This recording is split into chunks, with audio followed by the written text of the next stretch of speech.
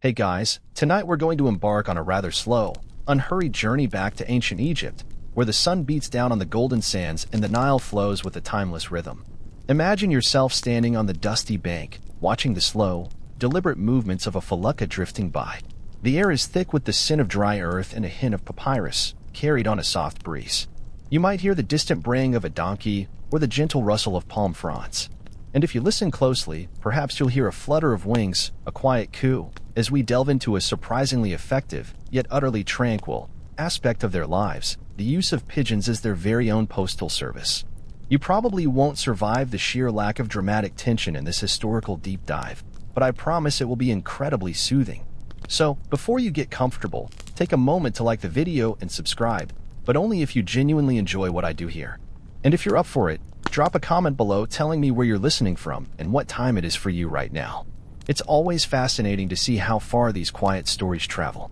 Now, dim the lights, maybe turn on a fan for that soft background hum, and let's ease into tonight's journey together. The ancient Egyptians, as you might already know, were masters of grand construction and intricate belief systems. But beneath the colossal pyramids and the complex rituals, they faced a very practical challenge. How do you govern and maintain control over a vast, sprawling empire that stretched for hundreds of miles along the fertile crescent of the Nile? Think about it. From the bustling markets of Memphis in the north to the serene temples of Abu Simbel far to the south, information needed to travel fast, by ancient standards, but still, it needed to travel reliably. Without telephones, without the internet, without even a decent horse-drawn carriage service on anything resembling a modern road, communication was a logistical puzzle of epic proportions. You couldn't just send a quick hieroglyphic emoji, could you?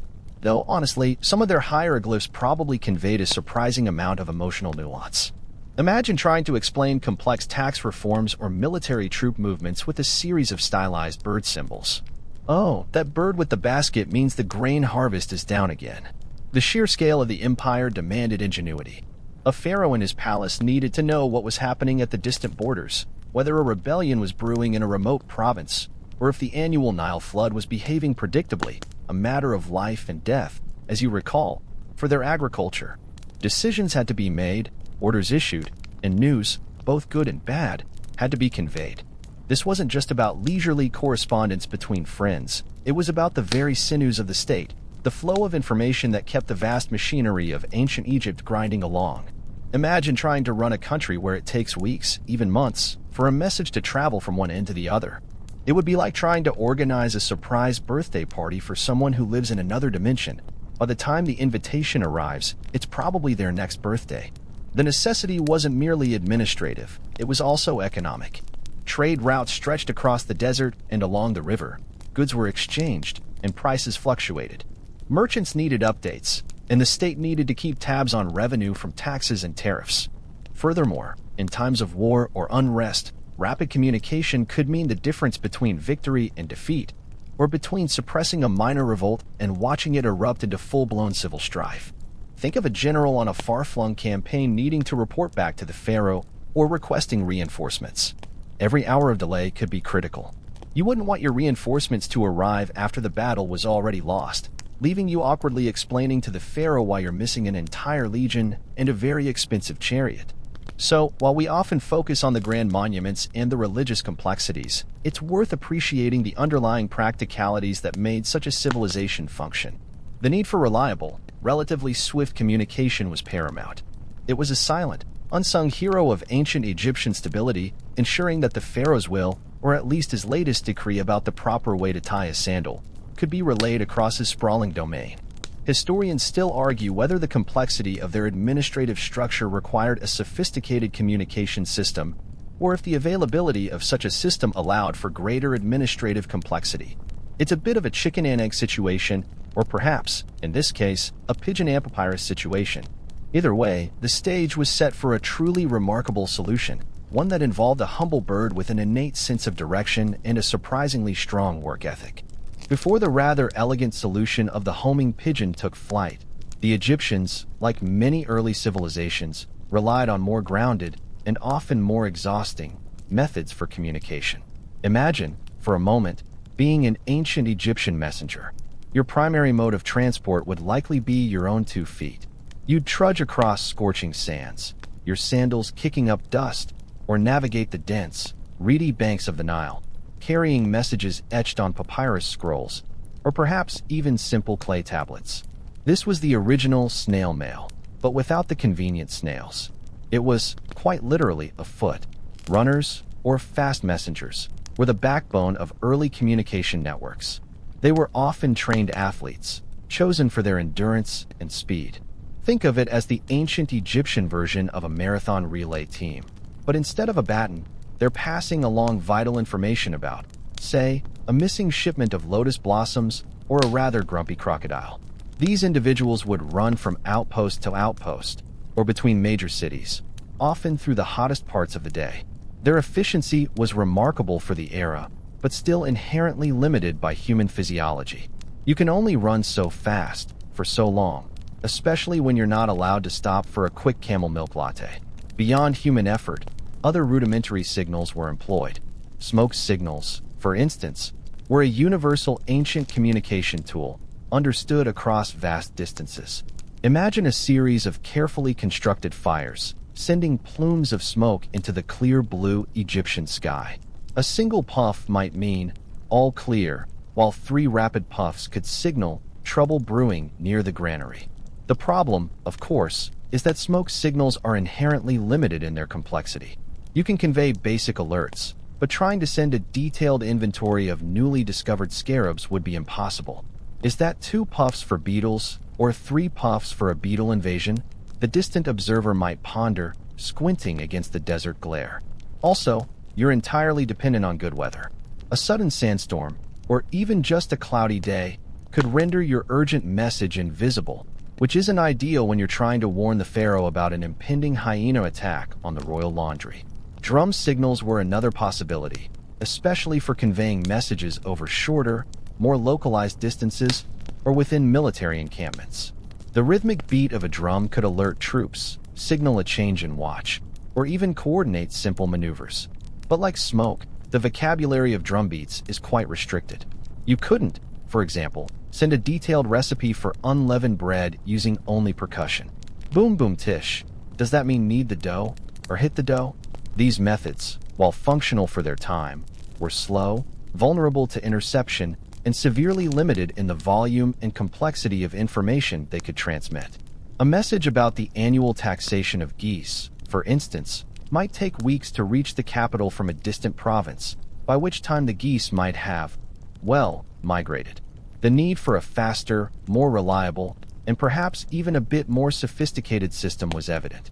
The sheer administrative burden of managing such a vast and productive civilization meant that every innovation in communication was a boon, streamlining governance and facilitating trade. It was a clear evolution from simply shouting really loudly across the desert, which, let's be honest, probably wasn't very effective past a few hundred yards. Historians still argue whether the development of more complex written scripts, such as hieroglyphics, spurred the need for better message delivery systems, or if the improvement in delivery systems allowed for the wider dissemination and utility of more complex written communication. It's a fascinating interplay between technological advancement and societal needs, much like how the invention of the internet allowed for cat videos to proliferate, but also, perhaps, the sudden need for more cat videos led to the invention of the internet. A profound mystery of the ages, indeed. The stage was set, then, for a truly revolutionary leap in communication, one that literally took wing. So, with the limitations of human runners and the ambiguity of smoke signals firmly in mind, ancient Egyptians began to look for alternatives, and their gaze, perhaps quite literally, turned skyward. This brings us to the remarkable story of the pigeon, specifically the rock dove, and B. columbolivia and LT/B, which is the ancestor of virtually all domestic pigeons we see today. You might associate pigeons more with city parks and crumbs, but their historical role is far more illustrious than a mere feathered vacuum cleaner. The domestication of pigeons didn't actually start with the Egyptians, though they certainly perfected its application for communication. Evidence suggests that pigeon domestication might have begun even earlier, possibly in Mesopotamia, perhaps as far back as 5000 BCE. Humans likely first noticed their tendency to return to their nests, no matter how far they wandered for food. Hang on, someone probably thought, If that bird always comes back here, maybe I can send it somewhere else and it'll still come back. A truly revolutionary thought, worthy of a slow clap. But in Egypt, the pigeon found its true calling as a messenger. The fertile Nile Valley, with its abundant grain and water, was an ideal habitat for pigeons. They nested in the cliffs and ruins, becoming a familiar sight. What made them so special? It's their incredible homing instinct. This isn't just a quaint trick.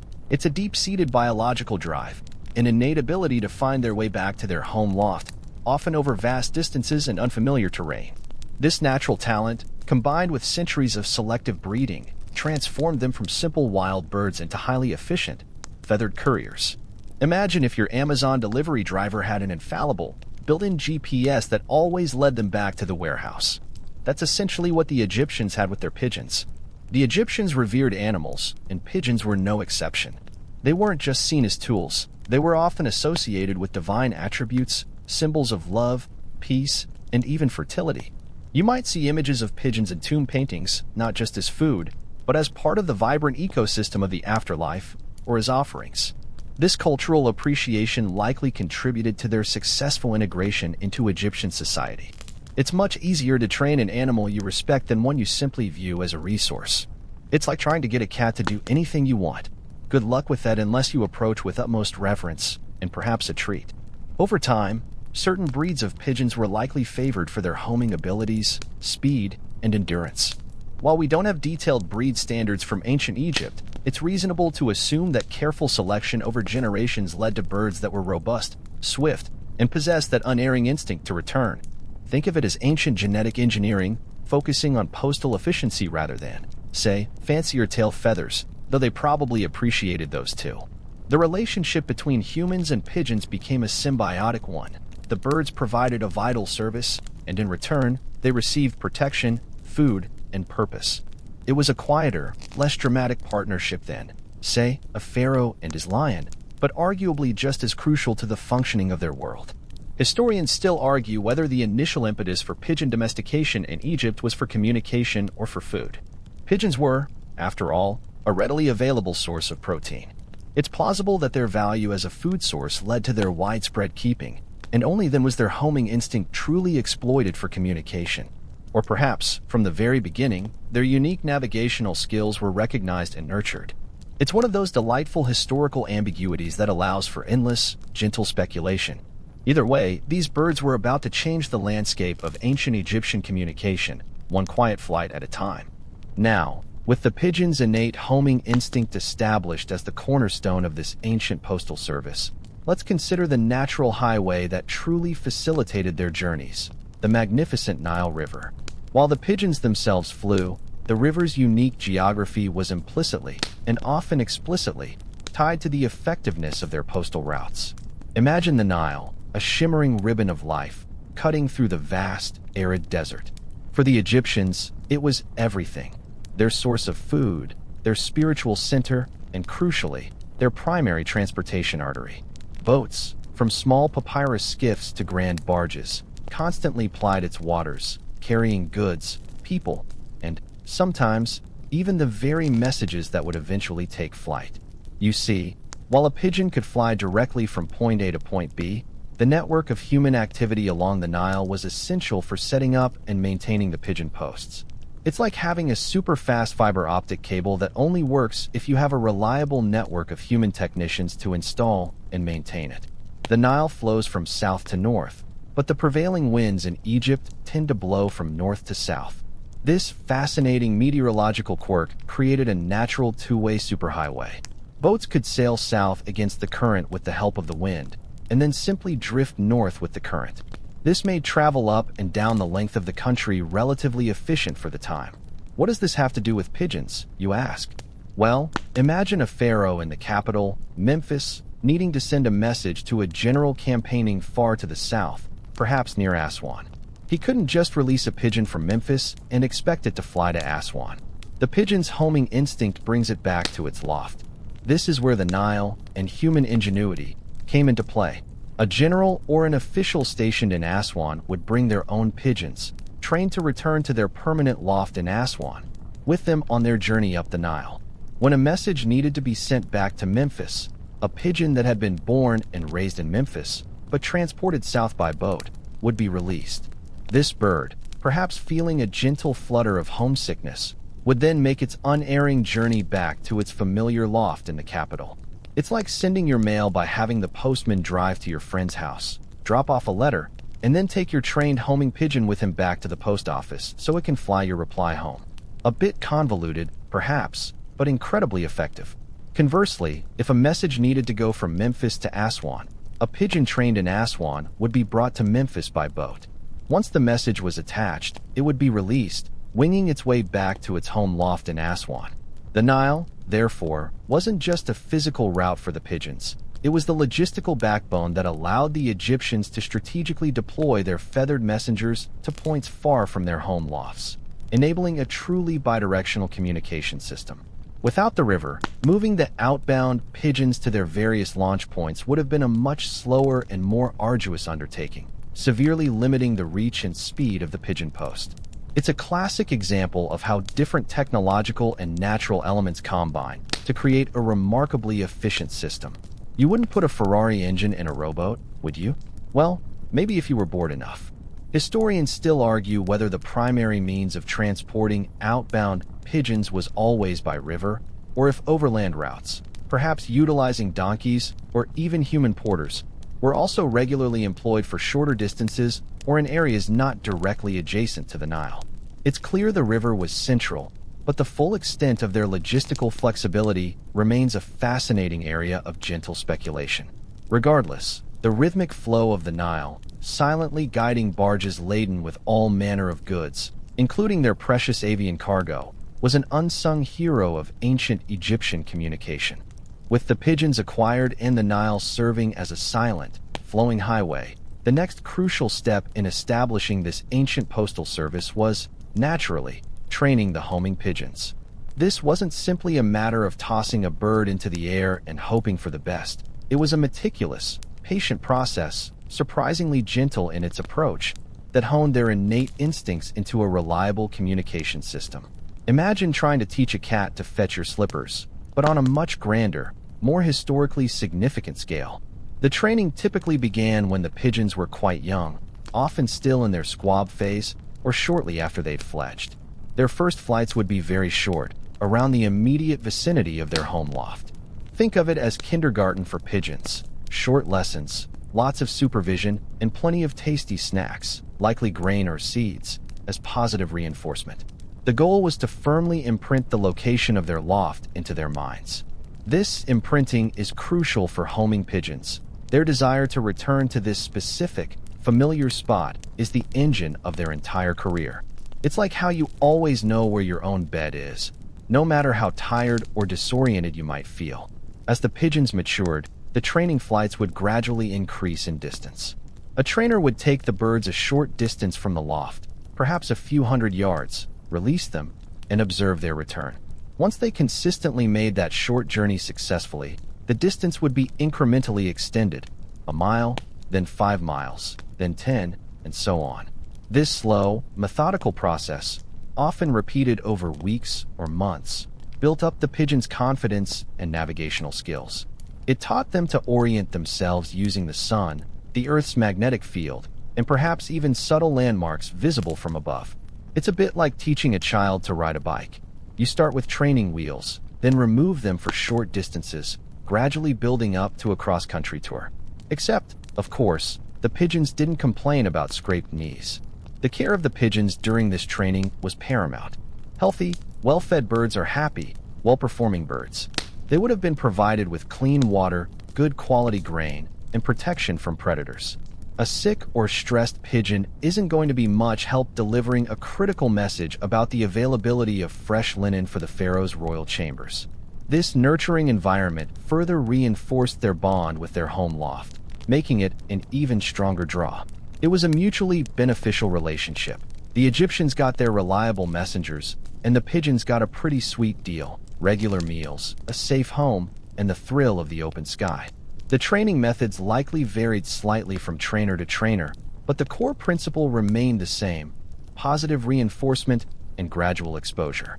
There were no harsh punishments for a pigeon that lost its way. such a bird simply wouldn't be used for important messages. Instead, the focus was on identifying and cultivating the best natural flyers and navigators. This selective breeding, combined with careful training, ensured a high success rate for their feathered postal workers. You wouldn't want a messenger who gets distracted by every shiny object, or in this case, every particularly plump worm. Historians still argue whether ancient Egyptians employed specific master trainers for pigeons, or if this skill was more widely distributed among those who kept birds for various purposes. It's likely that some individuals, perhaps those associated with temples or the military, specialized in this art, passing down their knowledge through generations. Regardless, the quiet dedication involved in teaching these birds to become reliable navigators highlights a surprisingly sophisticated understanding of animal behavior in the ancient world. It was a testament to patience, observation, and a gentle touch, proving that sometimes the most effective technologies are those that work with nature, not against it. Once the homing pigeons were diligently trained, their well-being and logistical management became paramount. This brings us to the fascinating world of pigeon lofts and their dedicated caretakers in ancient Egypt. These weren't just simple birdhouses. They were often sophisticated structures designed to optimize the comfort, safety, and operational efficiency of the avian postal service.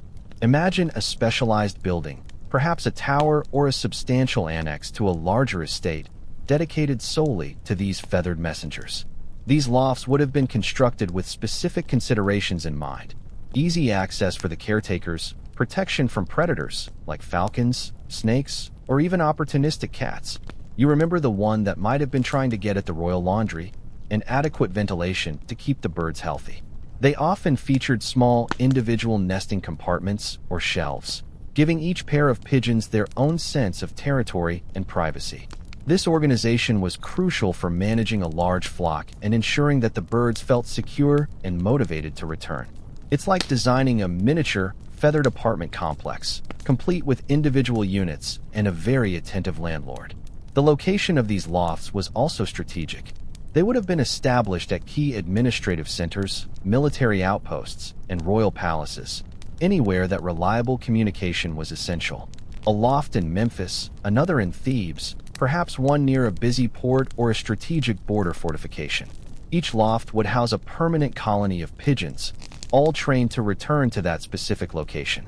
This meant that a message could be sent from, say, a distant general back to his home loft in the capital, providing a direct and swift line of communication. And who tended to these valuable birds? Enter the caretakers, often overlooked figures in the grand tapestry of ancient Egyptian society. These individuals weren't just feeding the birds, they were experts in pigeon husbandry. They understood the birds' habits, their health, and their individual personalities. They would have been responsible for feeding them a nutritious diet of grain and seeds, ensuring a constant supply of fresh water, and keeping the lofts clean and free of disease. A healthy pigeon is a fast pigeon, after all, and you wouldn't want your urgent dispatch about a new type of fancy bread to be delayed because your messenger bird had a tummy ache. These caretakers also played a vital role in the breeding program. They would have selected the strongest, fastest, and most reliable birds for breeding, slowly but surely improving the overall quality of the flock. It was an early form of quality control, ensuring the postal service maintained its high standards. They would also have been responsible for the delicate process of attaching messages and releasing the birds, understanding the nuances of how to handle them gently to avoid stress. You couldn't just haphazardly tie a scroll to a bird's leg and expect it to be happy about it. There was a specific art to it. Historians still argue whether these caretakers were specialized professionals, perhaps part of a larger government bureaucracy, or if the role was sometimes combined with other duties, such as agricultural management or temple service. It's plausible that in major centers, it was a full-time, dedicated profession, while in smaller outposts, someone might have worn multiple hats. Regardless, their quiet dedication ensured the smooth operation of a system vital to the functioning of the state. They were the unsung heroes of ancient Egyptian logistics, quietly ensuring that messages, whether about trade, taxes, or the pharaoh's latest decree on acceptable beard lengths, arrived safely at their destination. With the pigeons trained and their lofts established, the moment of truth arrived. sending the messages. This was a surprisingly delicate operation, far removed from the dramatic imagery you might conjure of a message being hastily scribbled and flung into the air. It was a precise, meticulous process, ensuring the tiny, yet vital, payload reached its destination. First, the message itself. Remember, these weren't lengthy treatises or epic poems. Pigeons have weight limits, just like any delivery service. The messages had to be concise, typically written on small, thin strips of papyrus. Papyrus, being lightweight and relatively durable, was the ideal material for this purpose. Imagine a tiny scroll, perhaps just an inch or two wide, tightly rolled. The scribe, with a reed pen and ink, would write only the most essential information: a crucial update on troop movements, a report on the Nile's current water level, or perhaps a confirmation of a trade agreement. Brevity was not just preferred, it was absolutely necessary. You couldn't send an entire novel on a bird's leg, much to the chagrin of any ancient Egyptian literary critics. Once the papyrus was rolled, it needed to be securely attached to the pigeon. This was done with great care, usually to one of the bird's legs. A thin, strong thread or a fine strip of leather would be used to gently bind the tiny scroll. The goal was to ensure the message was secure enough not to detach during flight, but not so tight as to injure the bird or impede its movement. Imagine trying to tie a tiny, delicate ribbon around the leg of a bird that's probably eager to get going. It required a very steady hand and a gentle touch. This was not a job for someone prone to butterfingers. After the message was affixed, the pigeon was ready for release. The bird would be gently held, perhaps for a moment to orient itself, then released into the open sky. Unlike a modern drone, which you direct with a remote control, the pigeon knew exactly where it was going: home. Its powerful wings would beat rhythmically, quickly gaining altitude as it circled once or twice, orienting itself, before setting off on its unerring trajectory back to its familiar loft. You can almost hear the soft flutter of its wings, a quiet sound against the vast silence of the desert. The act of releasing the pigeon itself was significant. It wasn't just a practical action, it was often imbued with a sense of hope and urgency. The flight of that single bird carried the weight of information that could impact entire communities or the very future of the empire. When that bird disappeared into the shimmering haze, a silent prayer, or at least a fervent wish for its safe arrival, surely went with it. Upon arrival at its home loft, the pigeon would often signal its presence by circling or by a specific landing routine. The caretakers, ever watchful, would recognize their returning bird and retrieve it. The message would then be carefully removed from its leg, unrolled, and delivered to its intended recipient. This final step completed the ancient communication loop, bringing vital news from afar.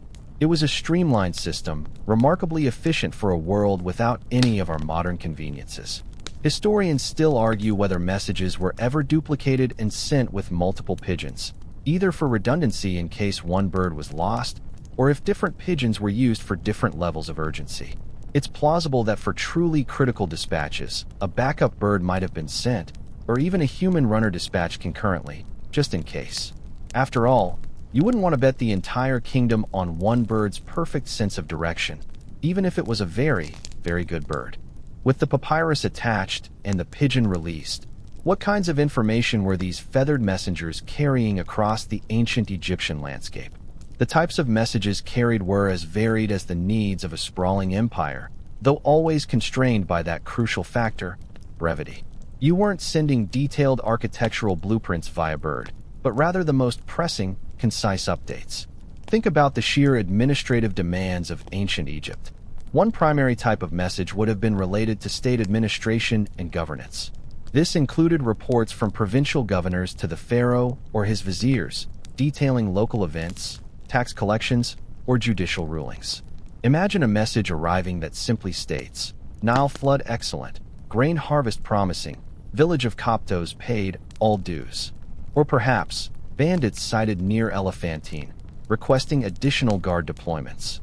These were the vital statistics that kept the machinery of government running smoothly. It's like your daily email digest from the office, but with considerably more dust and significantly more urgency. Then there were messages concerning military matters. In times of conflict, pigeons would have been invaluable. A general on campaign could send back intelligence reports, enemy troop movements, battle outcomes, hopefully victories, or requests for reinforcements or supplies. Imagine a pigeon arriving with a tiny scroll reading, "Victory at Megiddo. Casualties light. Awaiting further orders." Or, more grimly, "Siege continues. Provisions low. Need urgent resupply." Speed was paramount here. A timely message could mean the difference between triumph and disaster. You wouldn't want to hear about your army's defeat 3 weeks after it happened, only to find out they were waiting for a pigeon to tell you they needed more bread. Trade and economic updates would have also filled the tiny scrolls. Merchants, often operating under royal oversight, needed to know about market conditions, commodity prices, or the arrival of goods at distant ports. Copper prices up in Byblos. A message might read, "Shipment of cedar expected next moon." This allowed for more efficient planning and negotiation, ensuring the smooth flow of goods and wealth throughout the kingdom. It was the ancient world's version of a stock ticker, but significantly slower and with more bird droppings. Beyond these official communications, there might have been a scattering of personal messages, though these would have been rare and likely reserved for the elite. Perhaps a royal family member sending news to another, or a high official checking on their distant estate. Imagine a message from a lonely queen to her pharaoh off on campaign. "All well here. Missing your royal presence. Send more eyeliner." Highly unlikely, but fun to imagine. The Pigeon Postal Service was primarily a tool of the state, not a casual chat platform. A quirky tidbit is that there's some evidence to suggest pigeons were occasionally used to transport small, valuable items beyond messages, though this is debated. Imagine a tiny, precious gem, too small to be worth a human courier's journey, but vital for a royal commission, being carefully secured to a pigeon's leg. This takes the concept of special delivery to an entirely new, feathered level. Historians still argue whether there was a formalized system of message encryption or coded language used for particularly sensitive pigeon dispatches. While direct evidence is scarce, it's highly probable that military or royal messages would have employed some form of shorthand or simple code to prevent easy interception, adding another layer of quiet intrigue to the silent flights of these ancient couriers. The information they carried, however brief, was often the very heartbeat of a civilization. The strategic value of the Pigeon Postal Service truly shone in the realm of military communication. In an era where information traveled at the speed of a galloping horse, or more often, a walking human, the ability to send urgent messages by air was a game-changer for ancient Egyptian military commanders. You can almost feel the tension in the air as a general awaits news from the front lines. Imagine a scene: an Egyptian army deep in Nubia, far from the capital. The general needs to report a skirmish, request additional chariots, or perhaps confirm the capture of a vital fortress. Sending a runner could take weeks, leaving the pharaoh in the dark and unable to make timely decisions. But with pigeons, the message could be airborne within minutes, potentially reaching the royal palace in days, or even hours, depending on the distance. This speed provided a crucial tactical advantage, allowing for more responsive command and control. It's like having a dedicated, live news feed from the battlefield, but the reporter is a small, cooing bird. Pigeons were likely deployed from temporary lofts established with the campaigning army. These would have been mobile units, perhaps simple tents or lightweight structures, designed to house the birds that were brought along from the home loft in Egypt. When a message needed to be sent, a bird trained to return to its original home base would be released. This meant the general could send urgent dispatches back to the pharaoh or to a major military hub further north, but couldn't necessarily receive messages back from the pharaoh via pigeon unless the pharaoh had pigeons trained to return to the campaign loft, which was far less common, as it was harder to set up a permanent, stable loft in a temporary encampment. This highlights the largely one-way nature of battlefield pigeon communication, excellent for sending reports, less so for two-way conversations.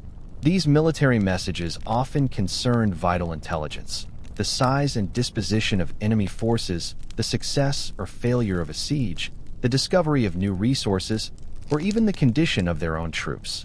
A message reporting an unexpected ambush could trigger immediate reinforcements, potentially saving countless lives. Or perhaps a report of a new gold mine discovery in the desert, suddenly changing the strategic importance of a region. The quiet flight of a single pigeon could literally alter the course of ancient history.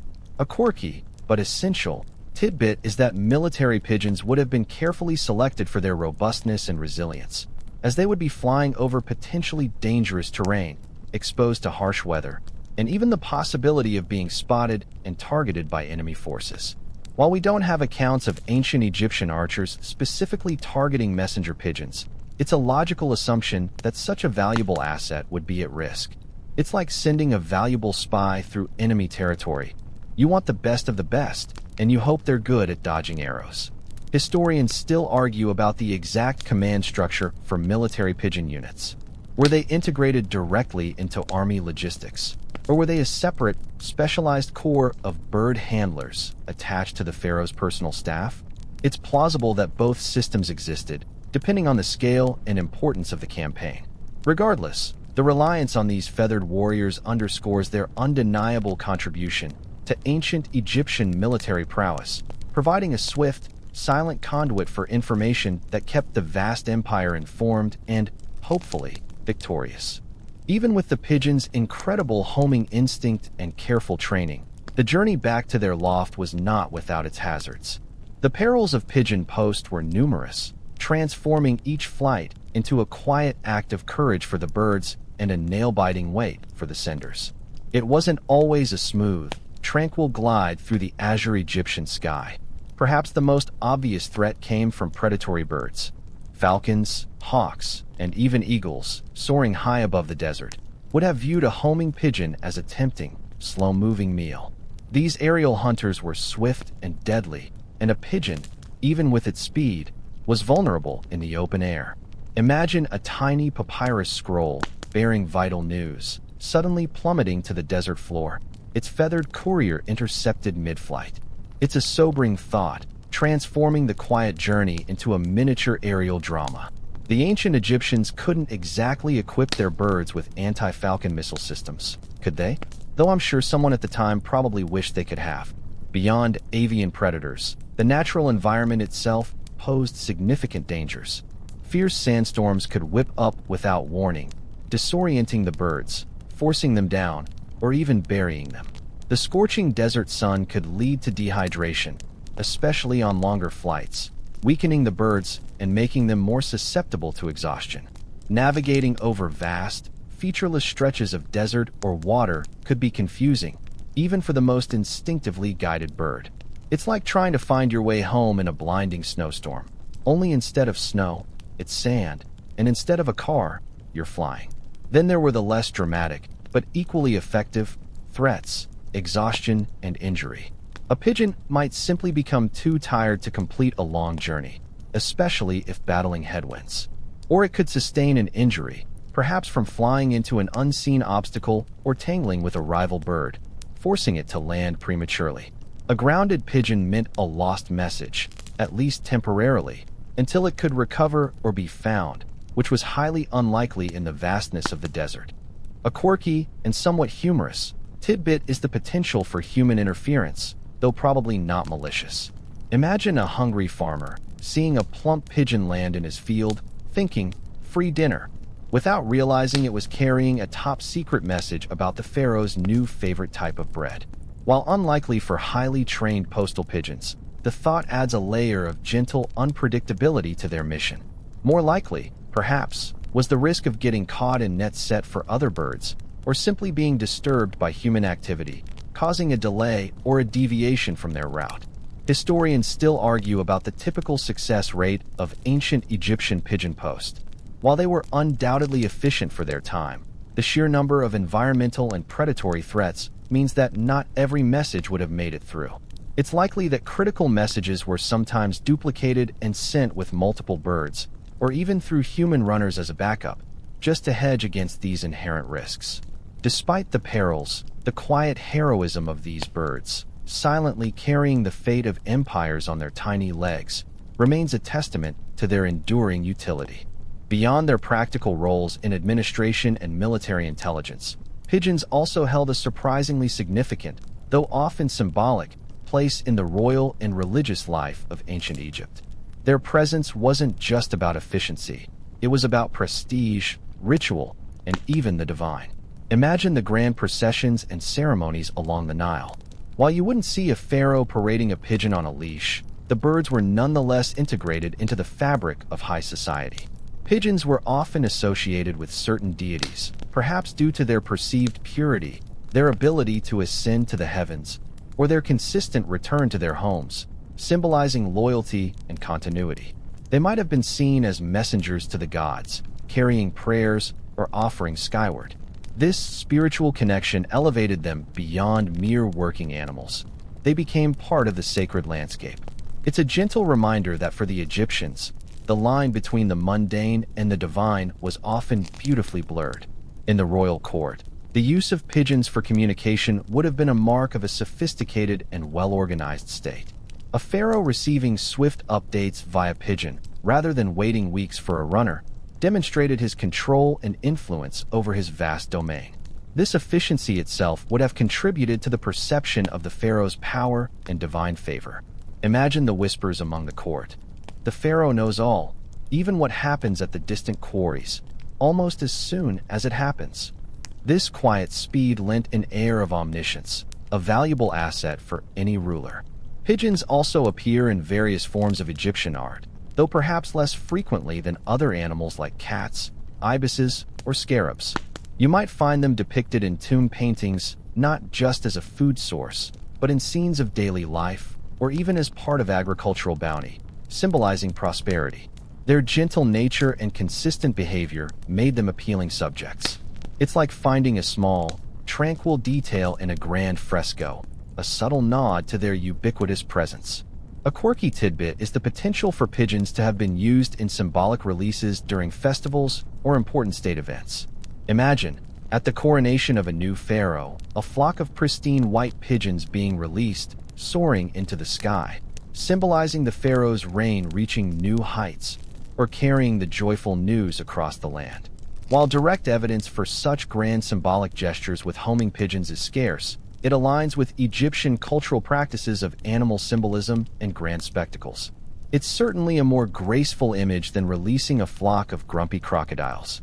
Historians still argue about the precise extent of pigeon breeding for purely ceremonial or aesthetic purposes versus their primary utility as messengers. It's probable that the same qualities that made a good messenger, health, beauty, strong flight, also made them suitable for symbolic roles, creating a cross-functional appreciation for the birds. Their dual role, both practical and symbolic, made them truly unique in the animal kingdom of ancient Egypt, quietly contributing to the very fabric of their civilization, from the daily grind of governance to the grandest of religious ceremonies. While our focus tonight has been on ancient Egypt, it's worth noting that the brilliant idea of using pigeons for communication didn't stay confined to the banks of the Nile. The concept of pigeons beyond Egypt spread, taking flight across other ancient civilizations, demonstrating the universal utility of these remarkable birds. It seems a good idea, much like a good story, often travels far. The Greeks, known for their philosophy and athletics, also adopted pigeon post. They used them, perhaps most famously, to announce the winners of the Olympic Games. Imagine the excitement as a pigeon, bearing a tiny laurel wreath or a scrap of papyrus proclaiming a victor, arrived back in its home city. It was the ancient world's version of a breaking news alert, delivered live and in glorious feathered form. These weren't necessarily daily postal services, but rather for significant events where speed was paramount. You wouldn't want to wait months to find out who won the discus throw, would you? The suspense would be unbearable. The Romans, ever the pragmatists and empire builders, also understood the value of pigeon communication. During military campaigns, Roman generals would utilize pigeons to send dispatches back to Rome or to other legions. Think of Caesar, perhaps, receiving a pigeon with news from a distant skirmish in Gaul, or sending one back with orders for his legions. Their vast road network was impressive, but a bird could often bypass geographical obstacles and hostile territories far more quickly. It offered a redundancy to their extensive human messenger service, providing a valuable backup in times of crisis. Further east, in Persia and later in the Islamic world, pigeon post reached an even higher degree of sophistication.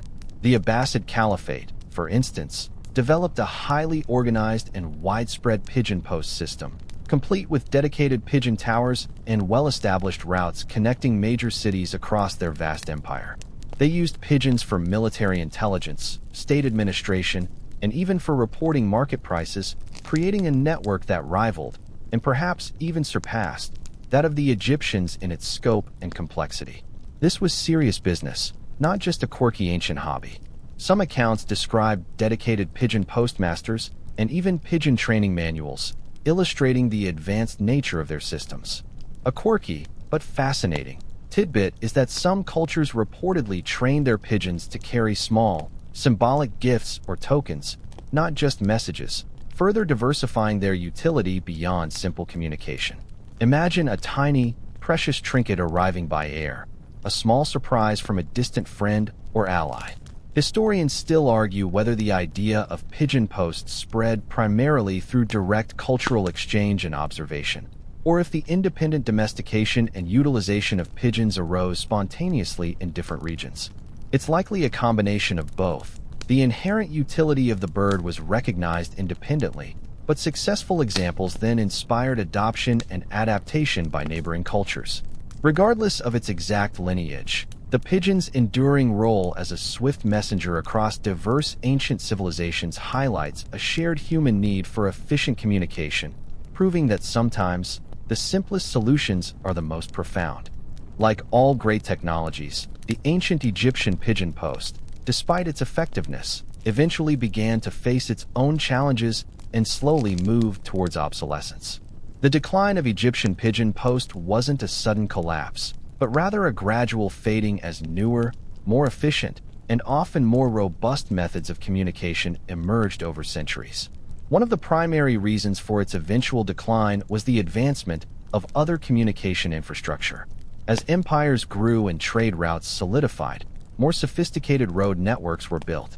Think of the elaborate Roman road system, for example, which allowed for the development of highly organized courier services using horses and carts. While Egypt never developed such an extensive overland network in the same way, the refinement of boat technology and the establishment of more regular river traffic meant that human messengers could often travel more predictably, carrying larger volumes of information. A boat could carry a library of papyrus scrolls, a pigeon, at best, a small note. Furthermore, the growth of centralized administration and standing armies meant an increased reliance on human couriers who could carry not just messages, but also goods, money, and even diplomatic gifts. A pigeon couldn't deliver a crate of rare spices or a newly forged sword. Human messengers also offered the crucial ability for two-way communication and discussion, something a pigeon, however intelligent, simply couldn't provide. You can't exactly debate the finer points of a peace treaty with a cooing bird, can you?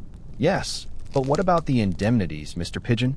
The inherent vulnerabilities of pigeon post also played a role. While remarkably fast for their time, they were still susceptible to weather, predators, and simply getting lost.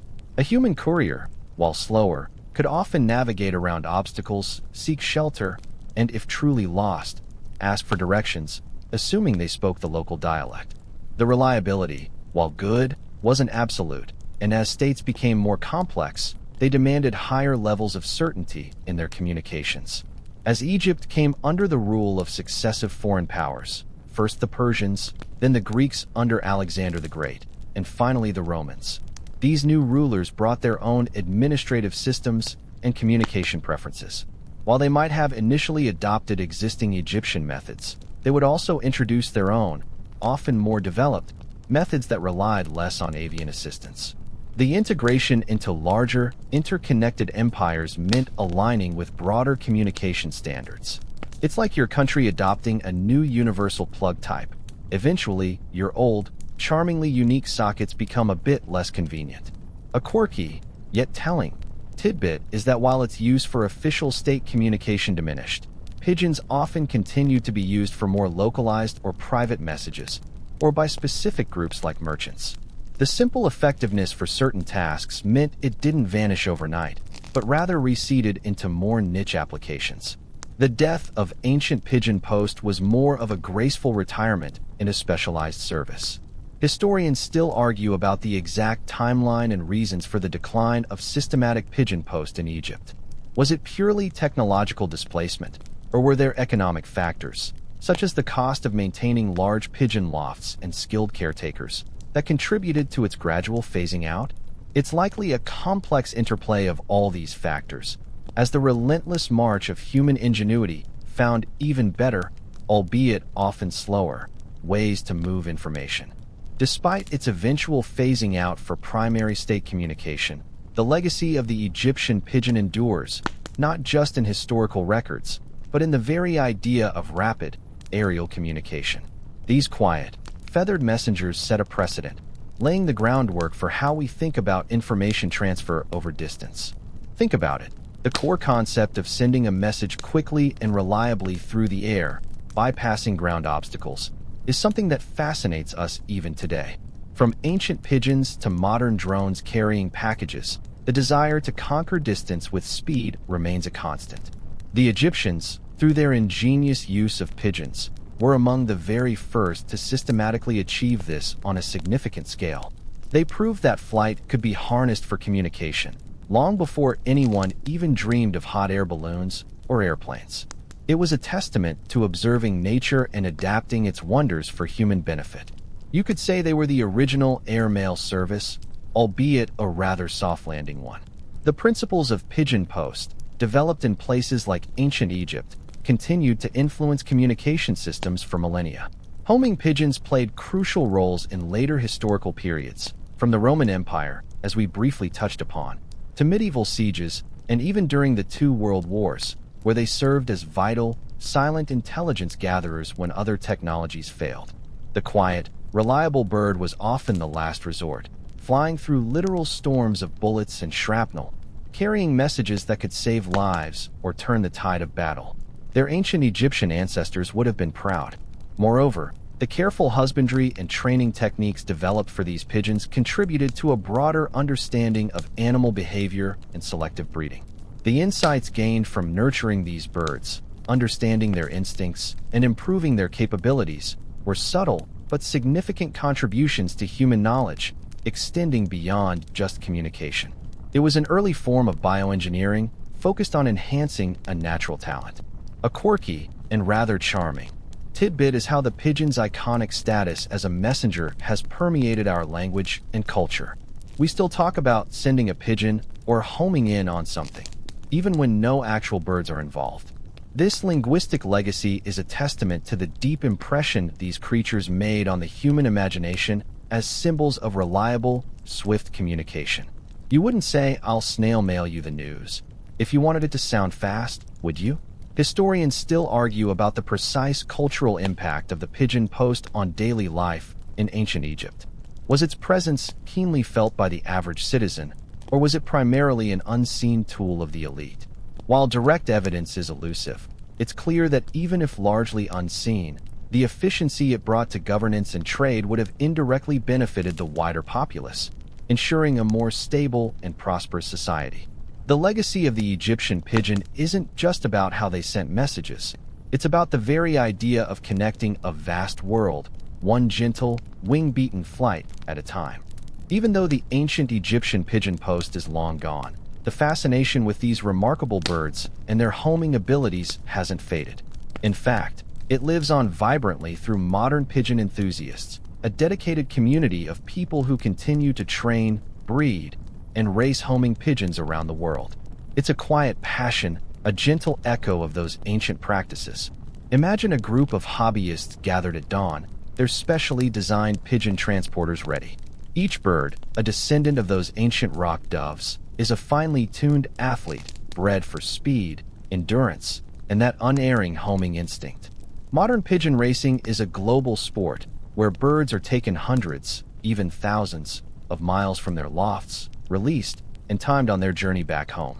The fastest bird wins, much to the quiet delight of its owner. It's a far cry from carrying papyrus scrolls about grain harvests, but the underlying principle, the bird's desire to return to its comfortable home, remains the same. You could say it's the original fly-by-wire technology, just without the wires. These modern enthusiasts dedicate countless hours to the care and training of their birds, much like their ancient counterparts. They meticulously plan feeding schedules, monitor health, and engage in systematic training flights, gradually increasing distances. The bond between a pigeon fancier and their birds is often quite profound, a quiet understanding built on patience and mutual respect. They might not be delivering vital state secrets, but the emotional investment is just as real. There's a subtle beauty in this enduring hobby. It connects people across cultures and generations, all united by their appreciation for these intelligent birds. It's a reminder that some of the simplest technologies, like the natural instinct of a bird, can have a profound and lasting impact on human endeavor. And in a world filled with digital noise and instant gratification, there's something wonderfully grounding about waiting for a bird to return home, a quiet flutter of wings bringing a silent victory. A quirky and rather charming tidbit is the use of modern technology to track these birds. Instead of just waiting for them to appear, many racing pigeons now carry tiny electronic rings that record their flight times upon arrival at the loft, instantly updating databases and allowing for precise competition results. It's a blend of ancient instinct and cutting-edge tech, proving that even the most traditional hobbies can embrace the future. You could almost imagine an ancient Egyptian pigeon caretaker marveling at such a device, wondering if it could also tell him where his missing sandal went. Historians still argue about the exact origins of organized pigeon racing as a sport. Was it a natural evolution from military or postal uses, or did it arise independently from the simple joy of watching birds fly? It's likely a bit of both, a gentle progression from utility to recreation, showcasing humanity's enduring fascination with these quiet, winged messengers. The legacy of the Egyptian pigeon, then, isn't just a historical footnote. It's a living, breathing connection to a remarkably efficient and peaceful past, continuing to help people relax, dream, and sometimes even fall asleep. And as the last echoes of our feathered friends fade into the quiet night, you might find yourself drifting, the soft hum of the fan a gentle lullaby. The ancient world, in all its fascinating detail, has a way of slowing down our hurried thoughts, doesn't it? Just imagine that tiny papyrus scroll riding on the gentle breeze, carried by a pigeon with its own quiet determination. It's a testament to ingenuity, patience, and the simple beauty of nature's design. Let those images float in your mind, soft and unhurried. There's no rush now, no urgent message to send or receive. Just the steady rhythm of your breath and the quiet contentment that comes from knowing a little bit more about the long-ago world. Allow your thoughts to grow soft, your body to relax, and your mind to gently empty, preparing for a truly restful slumber. Sweet dreams. End of script. Sweet dreams.